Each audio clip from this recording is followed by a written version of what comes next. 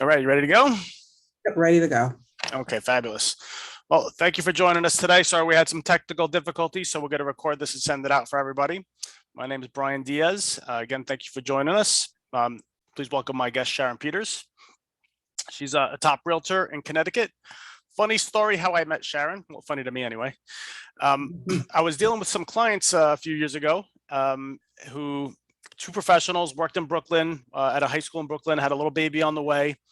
They were, although they qualified for a loan amount that was sufficient to buy a house in New York, they had a financial plan that they didn't want their monthly payment to exceed, like, I think it was like 20% or 25% of their monthly income. Try as they might, they were not able to find a house that meet that criteria in Long Island, Brooklyn, Queens, or any of the surrounding areas. They were really going all the way out to the edge of Suffolk trying to find something that meet their criteria. They couldn't find it. And they're both educators, so school district was really important to them. They knew what they were doing. They had a plan.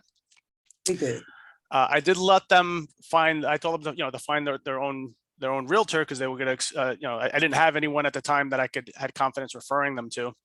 And then just a few weeks later, they emailed me a contract. So I was stunned. I was like, not only that they were working with a seller concession in a market that was, that everybody's making cash offers over and above the asking price, and they were able to get on the contract with a seller concession. And the house was beautiful. It was like a $275,000 house with maybe $7,000 in taxes, and it looked just like my house. It was a beautiful house, and they told me they had a great school district. I was excited for them. After that loan closed, a week or so later, I had another client who, for the past 6 months, was at the same situation. She was unable to find the house that met her criteria. She worked in a medical office in Massapequa on Long Island. So I gave it a shot. I said, I called up my other clients. I said, who was your real estate agent? Can you send me your information? It was Sharon. So I sent over this other client to Sharon. 2-3 weeks later, she's on the contract again with a seller concession. I'm like, all right, this is just like magic, or let's see if this might be a fluke. So I just kept sending my clients over to Sharon. Sure enough, within 2 or 3 weeks, with seller concessions, with FHA, they were all in the contract. So needless to say, I fell in love with Sharon. Sharon is my favorite realtor. When I need someone that can get my client the house that they want, under contract, be able to negotiate seller concession, be able to negotiate FHA, Sharon makes it happen.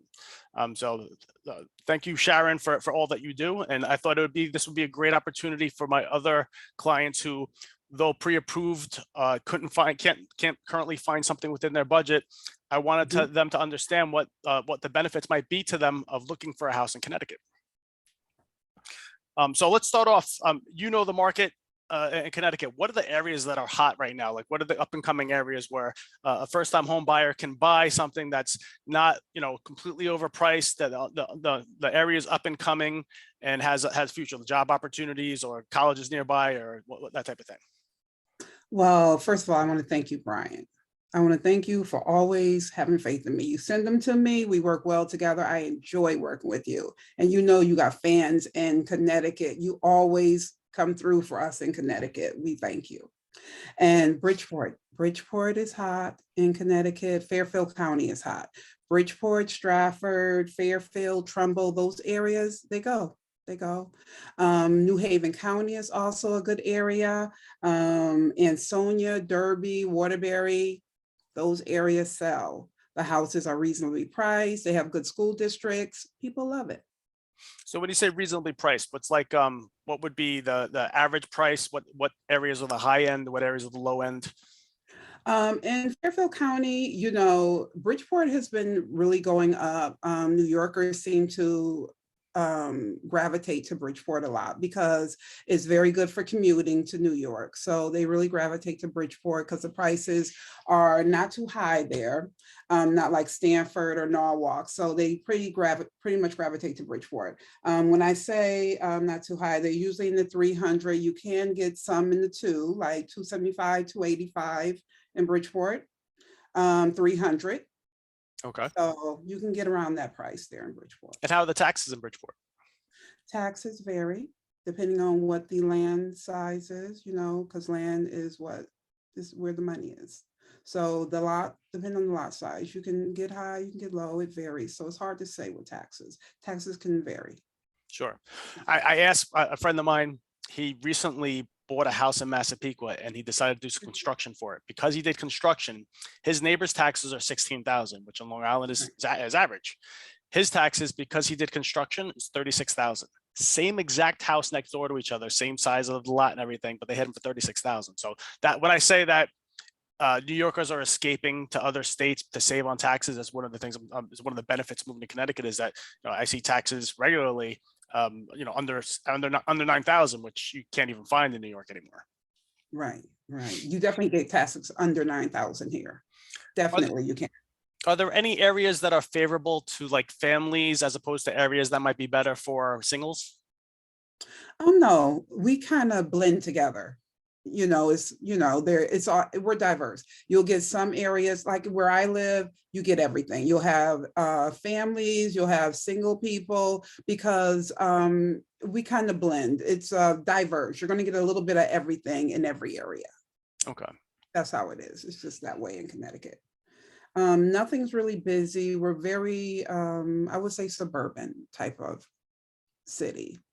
It's not like New York. New York is very busy. We're kind of settled here, we're kind of slow, not so busy, but we have good time here. We have a lot of fun things to do here. Well, told me about that. What are the fun things to do in Connecticut? Okay, we have zoos. I wrote down some things. We have an epicenter here that was just built.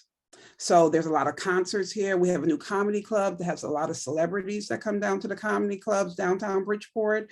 We have the Bijou Theater. We have a Maritime Center. Of course, we have the casinos. We have Lake Quasi. We have Lake Compound. We have amusement parks.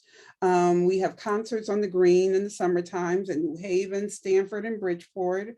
We have ski resorts, we have wine trails, we have strawberry picking, apple picking, blueberry picking, we have the Yale Bowl. We have so many things to do here. And we're just a train ride from New York, where I always go. We take the ferry and go out. I go to the dinner cruise in New York. So it's just a ride to New York. So we have everything here, but I still travel to New York and still do the fun things there. So you can't miss out on that either.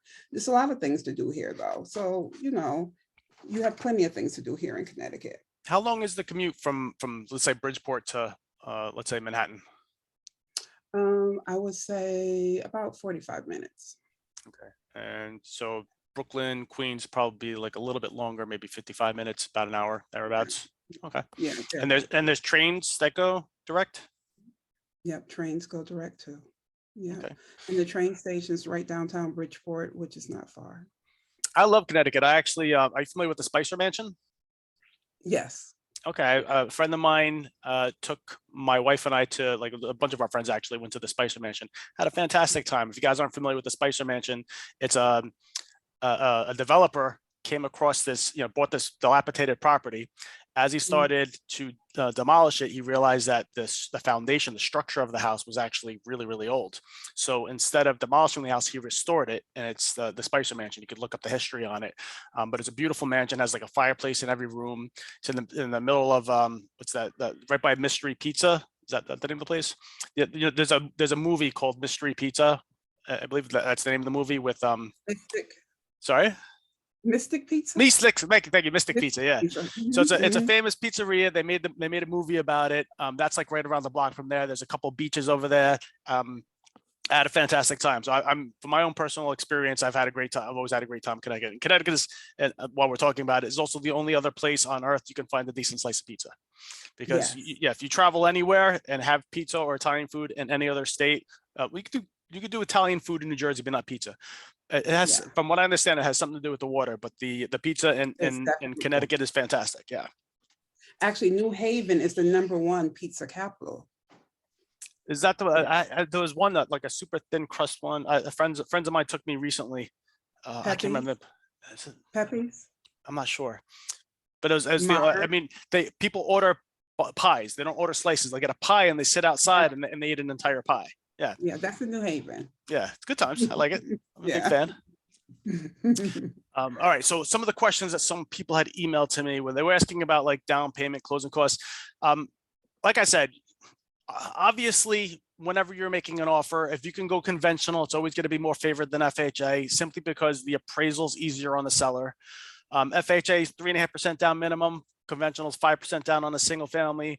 Obviously, the larger the down payment, though, in all situations, is again more favorable to the seller, because the smaller your loan amount, the more likely you are to get approved.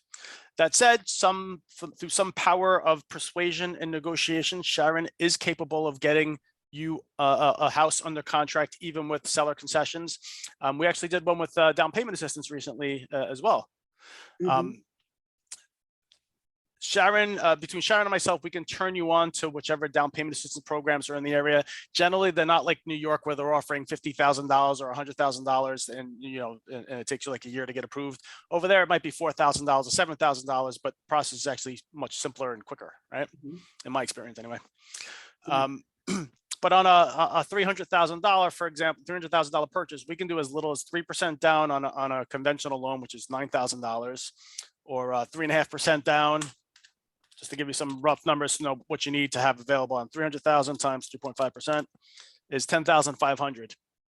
And it's possible to finance the closing costs with FHA. So theoretically, with as little as 10,500, you could buy a house for 300,000 if it was including closing costs.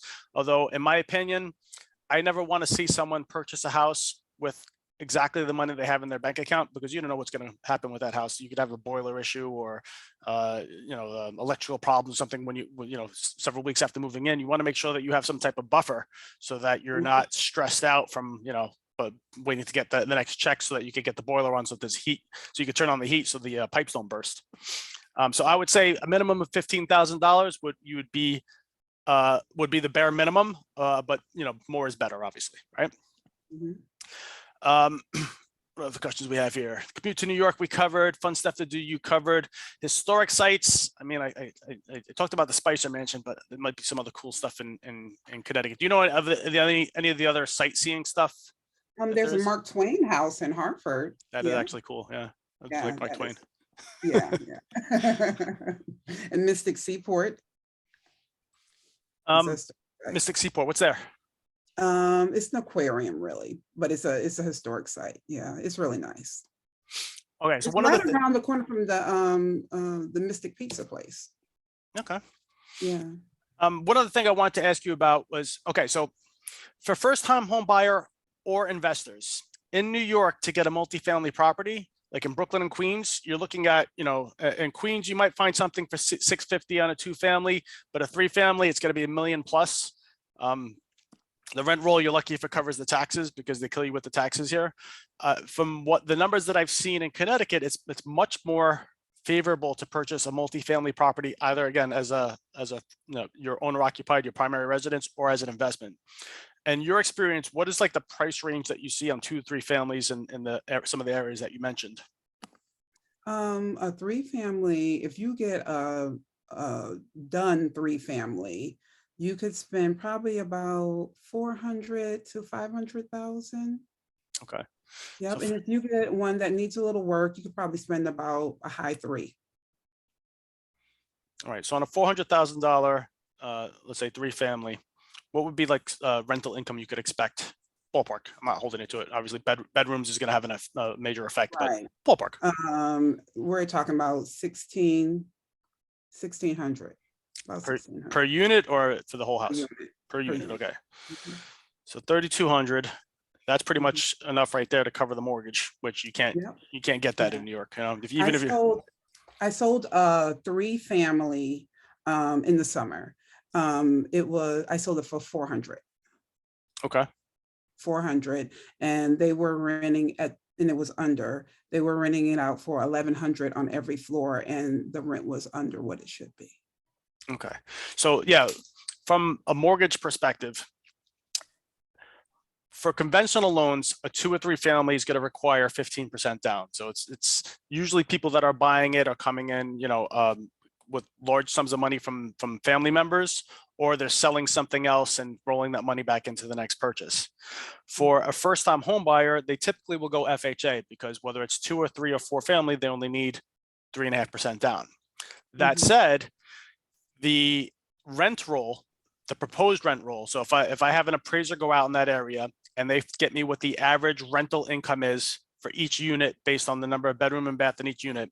That rent roll has to be enough to cover the mortgage, the entire mortgage, right?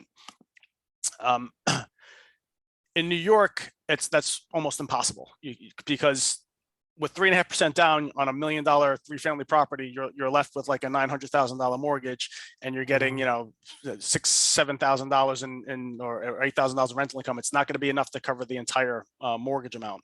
Whereas in Connecticut, they're almost always qualifying for FHA. So especially when I come across a borrower who doesn't have necessarily strong income, but they have decent savings, I always encourage them to look at multifamily properties. Where are the areas that have you see strong inventory with multifamily properties now? Bridgeport. Bridgeport again. Okay, Bridgeport's the hotness. So we're going to send this to Bridgeport and see if we can get them to sponsor us next time. All right, let me see if I have anything else. While I'm looking, do you have anything that you feel people should know about opportunities to purchase a home in Connecticut? Say it again. Is there anything that I didn't cover that you feel that people should know as far as, you know, purchasing a house in Bridgeport? Like what could they do to put things in their favor? I think that if they see something, that they shouldn't hesitate, because houses are going quickly. If they see something they like, they should make that offer, and they need to make it quick. Okay. Because houses are going. They're going. People are not waiting. When they see a house they want, they're buying it. Right. You can't. I find that clients tend to think that it's going to be there tomorrow. It's not. The houses are flying off the shelves. That's what they're doing, Brian. Okay. And so for those watching, if you're not familiar with the purchase process, I would strongly encourage you to get pre-approved first. Right. Because if you find something that you like and you're Make like, that hold offer. on, yeah, they're not gonna take your offer without a pre-approval letter. By the time you go get one, they've already accepted someone else's Right. offer and it's gone, right? So you need to get Right. pre-approved first. So after watching this, if you think that there is even a chance that you would consider moving to Connecticut if you found the right house, your very first step is to meet with me, get pre-approved, and then I will introduce you to Sharon. We'll tell her specifically what type of property you're looking for, range of pricing and what area and commute distance and that type of thing. And Sharon will give you that exact list. And if anybody can get you that house, it's Sharon. All right, I don't have anything else. Unless you have something else to add, we'll call it a day. And I appreciate you coming out to share your knowledge with me. Thank you. Awesome. I appreciate it again, Sharon. Thanks so much for joining us today. Sorry about the technical difficulties, but glad we got you the video anyway. All right. Thanks, Brian. Send it to me. You got it. Take care.